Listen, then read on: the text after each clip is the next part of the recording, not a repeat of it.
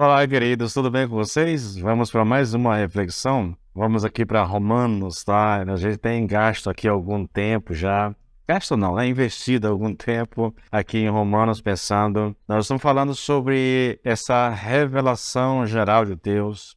E a gente terminou fazendo assim uma espécie de aplicação disso com relação a gente, né?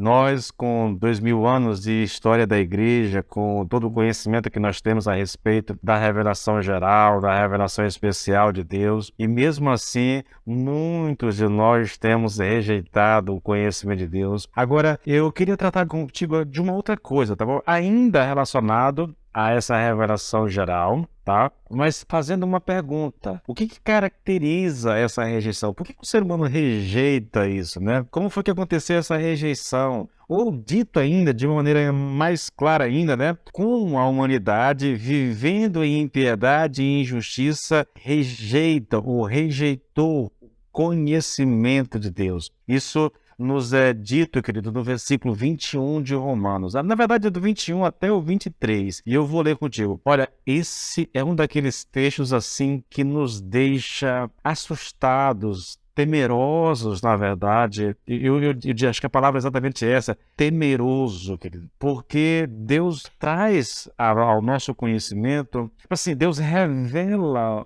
por que o homem o rejeita no seu coração. O que há no coração do homem, né?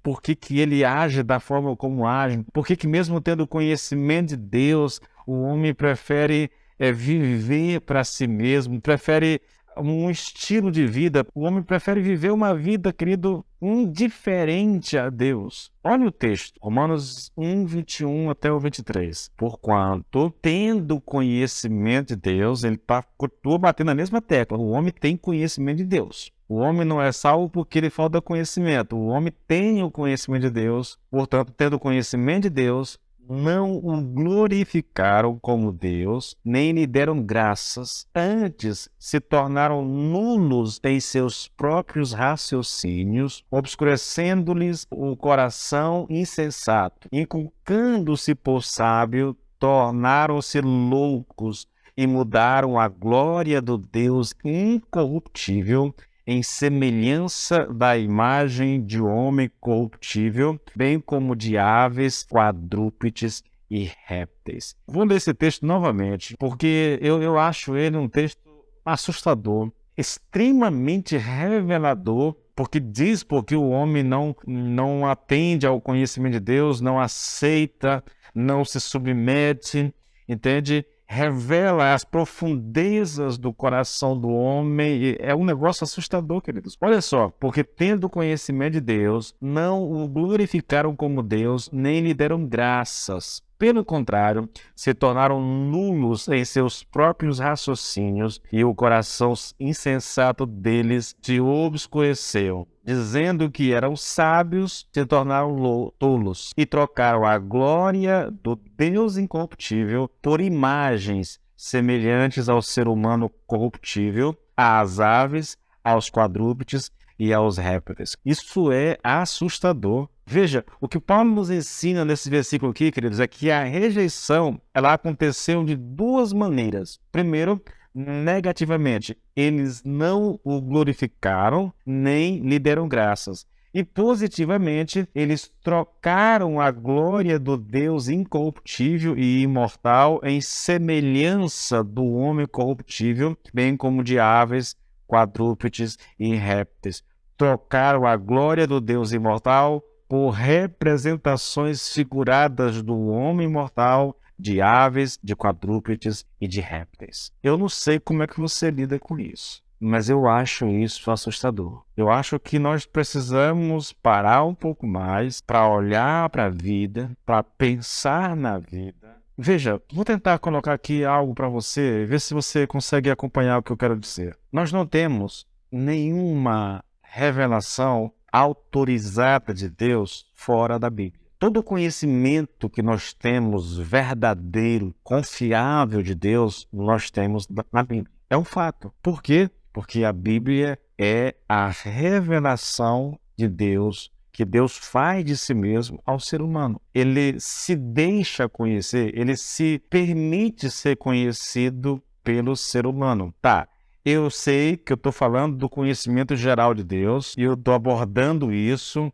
mas eu estou falando para pessoas que moram em pleno século XXI e que conhecem não apenas esse conhecimento geral de Deus, essa revelação geral de Deus, mas conhecem o Velho Testamento, conhecem o Novo Testamento, conhecem a história da igreja, ouvem a verdade. Então, eu posso dizer isso a vocês, a Bíblia é essa revelação de Deus, querido, para o ser humano. Nós não temos nada que seja tão confiável em relação a Deus quanto a Bíblia. Então, todo o conhecimento que eu tenho a respeito de Deus, de vida após morte, da eternidade, do que nos aguarda quando a gente partir desse mundo, todo o conhecimento confiável, seguro que eu tenho, vem das Escrituras Sagradas. Não há nada fora das Escrituras Sagradas que seja confiável ao ser humano. Eu sei, por ser cristão,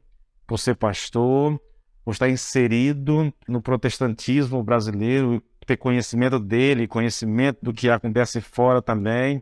Eu sei que muita coisa é escrita, muita coisa é dita de pessoas que tiveram sonhos, pessoas que tiveram revelações, de gente que diz que foi ao céu, de gente que diz que foi ao inferno, mas tudo isso, querido, eu ouço, entendeu? Eu leio a respeito e fica por isso mesmo, entendeu? Eu não vou confiar a minha vida numa revelação que alguém teve, numa experiência que alguém teve. Isso não é base, isso não é suficiente para que eu ponha minha confiança nisso. Se eu quero pôr a confiança em alguma coisa que realmente possa garantir que aquilo no qual eu estou confiando é seguro, isso é a palavra de Deus, isso é a Bíblia. E eu estou dizendo para vocês que Deus nos diz, por meio da sua palavra, que a razão pelo qual o homem não aceita esse conhecimento de Deus é porque ele se achou inteligente, ele se achou sábio,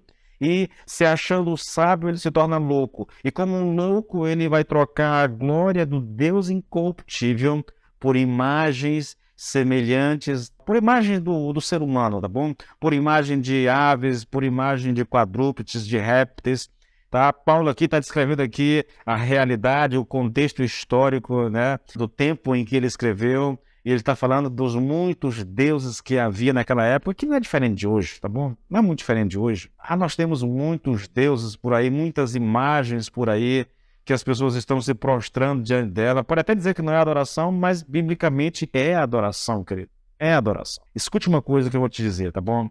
E depois eu sigo com esse pensamento aqui. A única vez em que Deus apareceu a um povo, a uma nação inteira, a mais de 2 milhões de pessoas, uma única vez, isso nunca aconteceu fora desse evento. Isso aconteceu no Monte Sinai. Deus, por meio de Moisés, que manda lá o povo se santificar, porque Deus vai falar com eles. Deus apareceu no Monte Sinai. Quando Deus vem ao Monte Sinai, o povo está lá aguardando, uma nuvem espessa, uma nuvem muito escura cobre aquele monte todo, raios começam a cortar sobre aquele monte, trovões, relâmpagos, o monte começa a tremer, e de repente, sem que nenhuma imagem apareça, por isso que o autor de Deuteronômio vai dizer, olha, quando Deus apareceu a vocês, ele não se manifestou em nenhuma forma, apenas uma voz, vocês ouviram apenas uma voz, e Deus fez isso para que ninguém, em nenhuma época, em nenhum tempo, ousasse fazer algum tipo de imagem para representar Deus. Então Deus apareceu ao povo, mas ninguém viu nada, apenas ouviu a sua voz, e ele falou audivelmente aos ouvidos de mais de 2 milhões de pessoas ao mesmo tempo. Mas ele não se deixou conhecer. Na verdade, querido, ninguém nunca viu a Deus. É para que ninguém nunca ouse criar imagem que represente a Deus ou que nos leve a Deus, nada disso. É só você pegar os 10 mandamentos. Não terás outro Deus diante de ti, não farás imagem para ti de nada que há no céu, na terra ou debaixo da terra. Não pode. É essa a manifestação de Deus, essa revelação de Deus escrita aqui nesse texto. O povo fez, se achando sábio, fez imagens para si. Isso é loucura, querido. Deixa eu abençoe.